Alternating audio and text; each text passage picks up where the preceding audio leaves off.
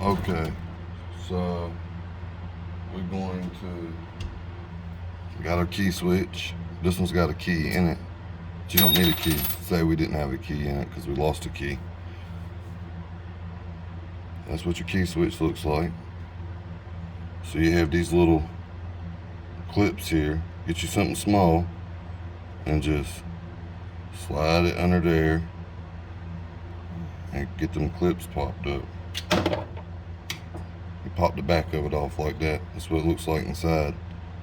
So this piece here, it's got these two little copper contacts on them. Take your screwdriver, pop it up underneath there. That comes out. Then you're left with this piece. Now this piece here comes out as well. But what you'll need to get that out is needle nose pliers. So you just reach in, grab that, pluck it right out. And now as you can see in there, you've got this one little brass tumbler you can see right there. You want to get in front of that, push it in, and then push the lock cylinder down with your finger, like that. When you do that, you'll feel it move. You can spin it over, pull the lock assembly out, and what you can do is, if you got a key that'll fit in there, like that,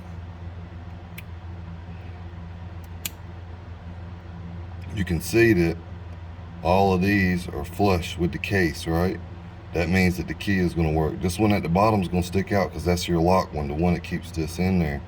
So if you got a key that you can stick in there, you can just go back down with a grinder and shave all of those smooth with the key, and you're pretty much creating a fit. Or you can just pull the key out and you can just pull all these tumblers out like so, except for the last one, because you got to have one that's going to keep the cylinder in there, like so. Just a couple springs you can knock out. Then you can just take it, stick it like that. Remember your tumbler, slide it back in into the lock cylinder. Oh, there we go.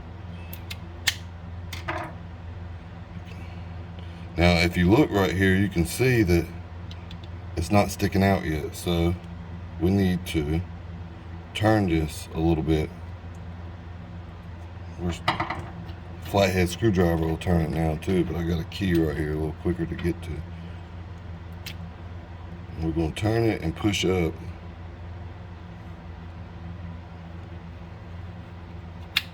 until we hear it. You hear it? It pop back in place. You see it? So now the ignition switch doesn't fall out. It's in there, and you can literally crank it with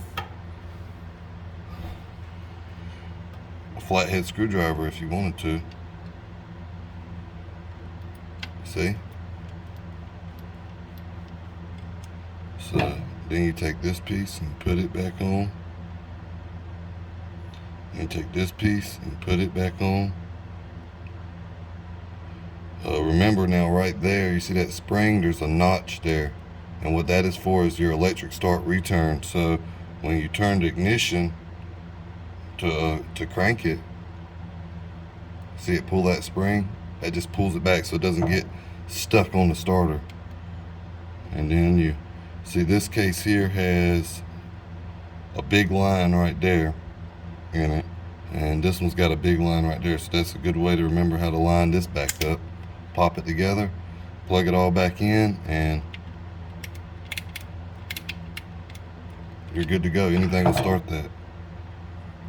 I hope you enjoyed this video. Like and subscribe.